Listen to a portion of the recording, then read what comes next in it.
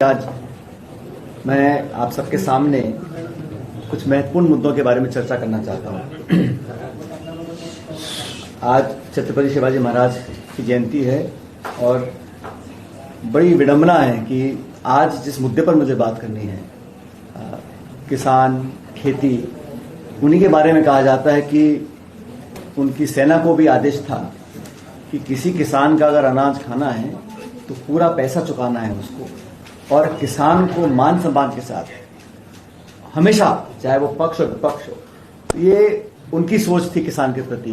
और आज हम जिस सरकार के राज में यहाँ बैठे हैं देश में, यहाँ पर संभवतः पहली बार, और मैं बात इसलिए बोल रहा हूं कि गैर कांग्रेस सरकारें देश में पहले भी रही हैं, देवेगौड़ा जी रहे, वाजपेयी जी रहे, बाकी प्रधानमंत्री भी रहे, लेकिन पहली बार देश में जो रेड लाइन थी कि व्यापार समझौते में, द्विपक्षीय समझौते में, WTO में, FTAs में, जहां पर भी हो, लेकिन हमारे अन्नदाता और दूधदाता, हमारे किसान समाज को, किसानों को कभी भी किसी भी सरकार ने इस हाशिए पर लाकर नहीं रखा है। और आंकड़े बड़े स्पष्ट हैं। पहली बात तो अमेरिका जब भी कोई अनाउंसमेंट कर रहा है द्विपक्षीय, पहली बार देखा है कि वहां के राष्ट्रपति सोशल मीडिया पे पोस्ट कर देते हैं कि ये होने वाला है, चाहे वो भारत पाकिस्तान का युद्ध विराम हो, और 17 बार युद्ध विराम के बारे में बोल चुके हैं ट्रंप साहब कि मैंने ये व्यापार का लालच और भय दिखाकर भारत को ये सीजफायर करवाया है। 17 बार, 18 बार, और आज तक भारत के पॉलिटिकल लीडरशिप ने उसको कभी डिनाई नहीं किया। और आपने देखा होगा कि इंडिया और यूरोपियन यूनियन का भी एक FTA हुआ, उस पर कोई बहुत ज्यादा चर्चा नहीं हुई क्योंकि वो एक म्यूचुअल एग्रीमेंट था। लेकिन अमेरिका के साथ एक डील हुई है, और डील क्या है देखिए आप। डील में भारत के ऐसे करोड़ों किसान हैं जो कपास, सोयाबीन, मक्का, इनकी खेती करते हैं, और भारत ने ये एग्री किया है कि हम अपने देश के जो बाजार हैं वो अमेरिका के खाद्य पदार्थों के लिए खोल देंगे। जो सब्सिडी अमेरिका देता है और जो हम देते हैं उसकी तुलना ही कर सकते हैं।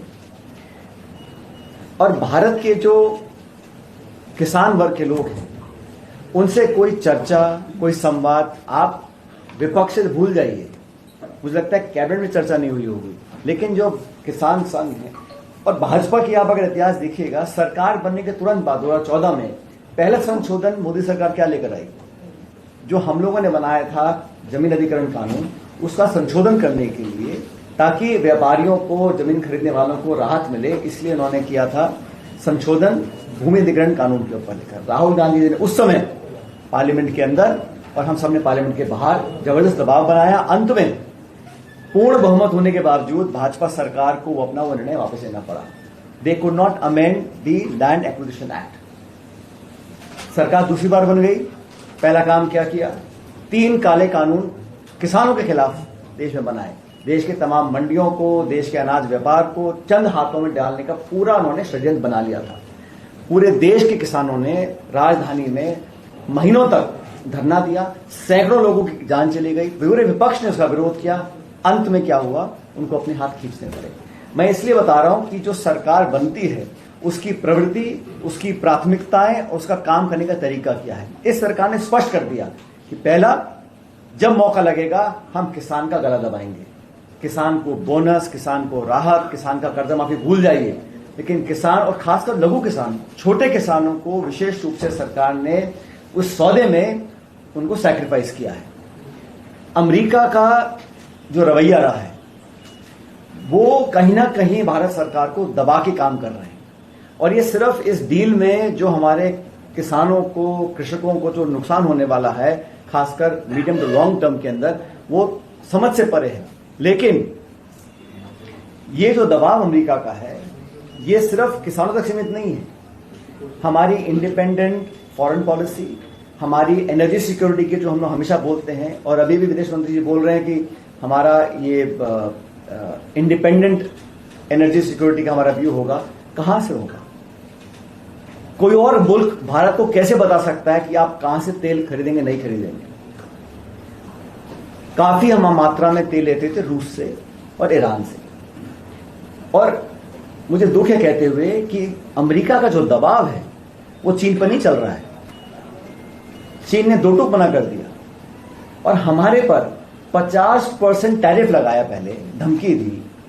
आप लोगों की जानकारी के लिए बता दूं, अमेरिका को पहले हम 3 से 5% टैरिफ देते थे, 50 की धमकी दी, 25 कर दिया और इस डील में 18% कर दिया। जहां हम पहले 3 या 5 देते थे, अब 18% दे रहे हैं और हमने $500 बिलियन का माल खरीदने का उनको आश्वासन दिया है 5 साल के अंदर। किस दाम पर लेंगे, क्या लेंगे, इसकी कोई चर्चा नहीं है और डिटेल्स जो है वो अभी तक बाहर नहीं आई। आप पूछिए वाणिज्य मंत्री से, क्या इंडिया रूस से तेल खरीदेगा, वो बोलते हैं आप पूछिए विदेश मंत्री से। विदेश मंत्री को पूछो, वो पूछते हैं पूछिए वाणिज्य मंत्री से। किसी को मालूम नहीं है। और मैं इसलिए बोल रहा हूं, इशू ये नहीं है कि अमेरिका ने कहा कि आप तेल वेनेजुएला से लीजिए। वेनेजुएला का जो तेल है उसकी विस्कोसिटी बहुत ज्यादा है, हैवी है वो, उसको लाने में, उसको प्रोसेस करने में अलग तरह की टेक्नोलॉजी चाहिए, बहुत पैसा चाहिए। लेकिन किसके दबाव में? इस देश में हम लगभग 85% हमारी एनर्जी नीड्स को हम इंपोर्ट करते हैं।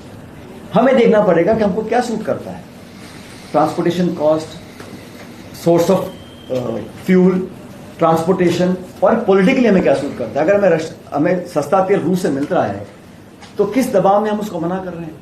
मैं इसलिए इस बात को रेखांकित कर रहा हूं कि इस डील के अंदर बहुत सारी चीजों को ताक पर रखा गया है। सबसे पहले तो हमारा किसान वर्ग है। जैसे मैं कहा, महाराष्ट्र में यहाँ पे कितने कपास के हमारे किसान भाई हैं, सैकड़ों लोगों ने, किसानों ने आत्महत्या करी क्योंकि वैसे ही वो मार्केट से कम्पीट नहीं कर पाते हैं। और अब बांग्लादेश को पाबंद कर दिया है।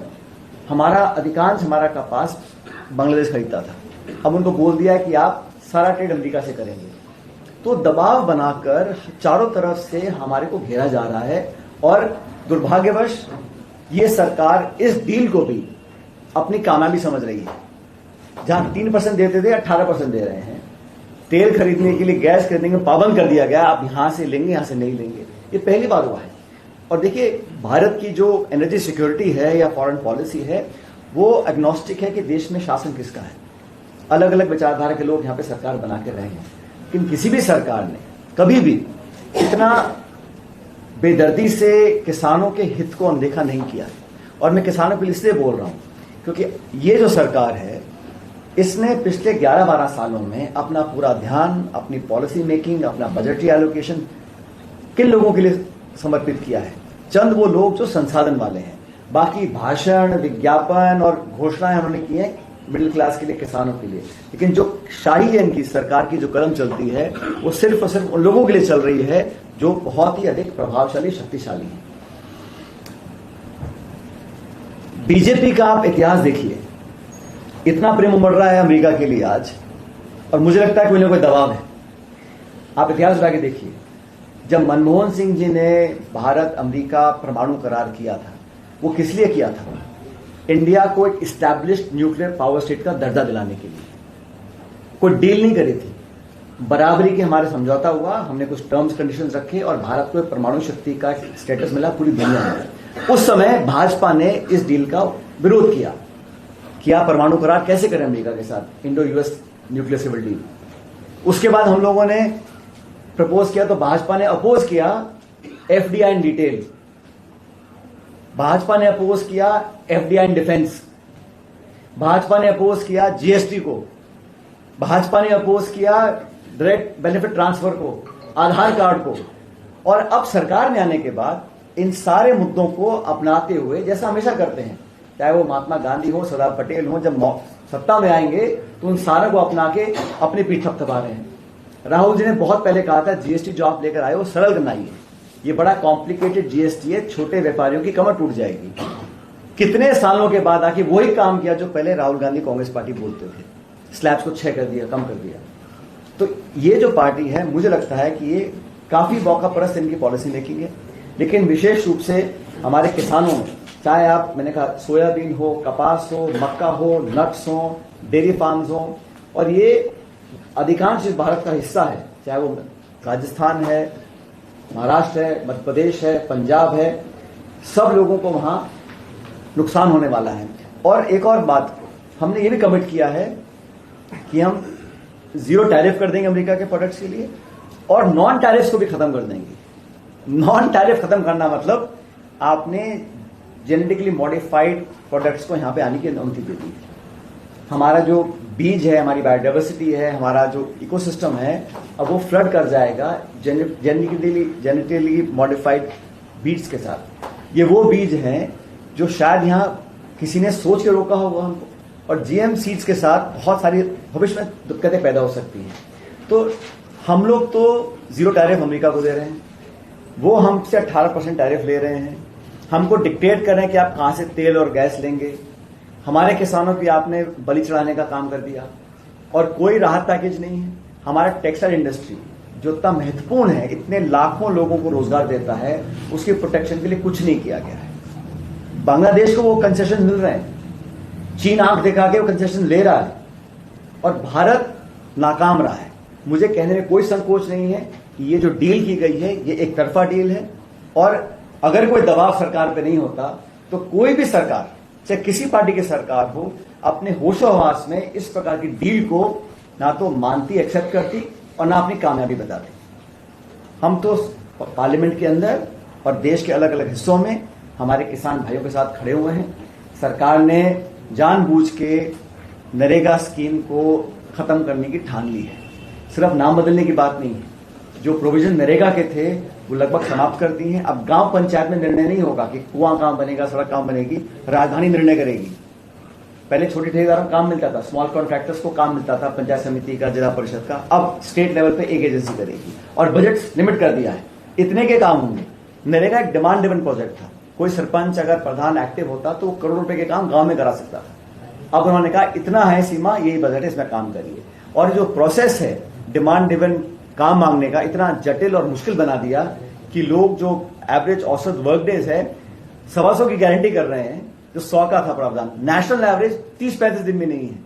तो ये ग्रामीण क्षेत्र में, रूरल इलाकों में किसानों के साथ, मजदूरों के साथ घोर अन्याय कर रही है। ये सरकार सिर्फ प्रोपेगेंडा, प्रचार, भाषण और मैनेजमेंट का खेल कर रही है। जैसा आपने अभी देखा दिल्ली में जो है समिट हो रही है, वहां पर चीनी रोबोटों को अपना दिखा के कितना झेप का एहसास हुआ होगा सब लोगों को। इतना बड़ा आयोजन है और वाहवाही लूटने के लिए आप सब कुछ ताक पे लगा रहे हैं। तो सरकार की जो मंशा है, जो नियत है और नीति है, वो सब पूरी तरह किसान विरोधी है, कृषक समाज के विरोधी है। और हमारी पार्टी और पूरा इंडिया अलायंस इसका पूरी तरह विरोध करता है और हम जवाब मांग कर रहेंगे। ये सरकार जवाब देने में विश्वास करती नहीं है। पार्लियामेंट में राहुल जी को बोलने नहीं दिया जा रहा है। और मुझे बड़ा खेद हुआ, आज जो भाषा भारत के संसदीय कार्य मंत्री ने इस्तेमाल करी है, देश के प्रतिपक्ष के नेता जो संवैधानिक पद है, उनको आप देश के लिए एक खतरा बता रहे हैं। ये अशोभनीय है, अमर्यादित है और मैं सिरे से इस स्टेटमेंट को नकारता हूं। किसी भी देश के, हमारे भारतवर्ष के प्रतिपक्ष के नेता को आप सुरक्षा के लिए एक घातक व्यक्ति बताएं, ये उनके पद को शोभा नहीं देता। उन्हें स्टेटमेंट को विड्रॉ करना चाहिए और क्षमा मांगनी चाहिए। विपक्ष का काम है अकाउंटेबिलिटी तय करना, विपक्ष का काम है सवाल पूछना, जवाब मांगना। आप जवाब दें नहीं, आप उनको पार्लियामेंट से हटा दें, उनका माइक बंद कर दें, बोलने की अनुमति ना दें और फिर उनको सुरक्षा का खतरा बताएं। उस व्यक्ति ने, जिस व्यक्ति के पूरे परिवार ने देश के लिए अपने प्राण न्यौछावर कर दिए, आतंकवादियों ने उनका बम से, गोलियों से जान ले ली, उस व्यक्ति को आप कहते हैं कि आप देश की सुरक्षा के लिए खतरा है।